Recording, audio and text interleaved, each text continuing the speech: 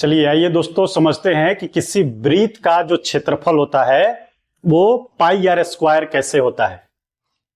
Means हमको ये समझना है कि वृत्त का क्षेत्रफल ये पाई आर स्क्वायर जो होता है ये कैसे होता है। समझिए, हमने एक वृत्त ले लिया किसी भी त्रिज्या का और इस वृत्त को ऐसे हम 16 टुकड़े में हमने काट लिया। ठीक है, वो मैंने यहां पे काट दिया है।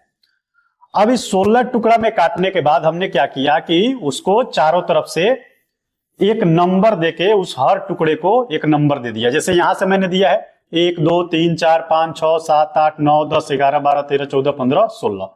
अब होता यह है कि कोई अगर ऐसी लाइन होती है, इसको छोटा छोटा टुकड़ा में आप काटिएगा तो जितना छोटा काटिएगा ना तो ये लाइन ऐसे घुमा हुआ नहीं रहेगा, धीरे धीरे सीधा हो जाएगा। तो इसके टुकड़े धीरे धीरे सीधे हो जाएंगे। इसलिए हमने 16 टुकड़ा में काटा है। अगर आपको काटना है तो आप 32 में भी काट सकते हो।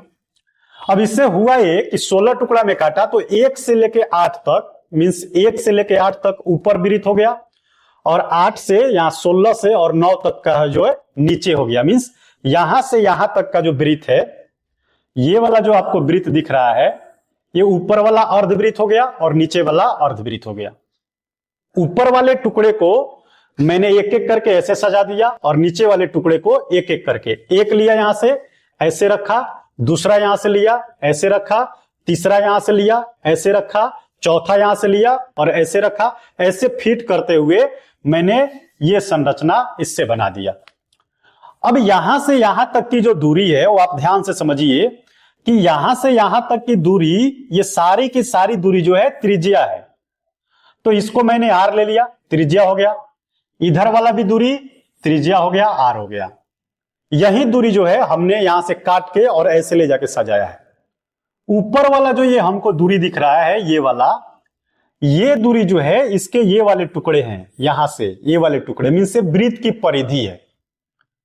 तो वृत्त की परिधि होती कितनी है? तो परिधि जो होती है वृत्त की, ये होती है 2 पाई आर। अब इस 2 पाई आर को हमने 2 टुकड़ा में काटा है, आधा टुकड़ा ऊपर और आधा टुकड़ा नीचे। तो आधा टुकड़ा इधर गया और आधा टुकड़ा इधर गया।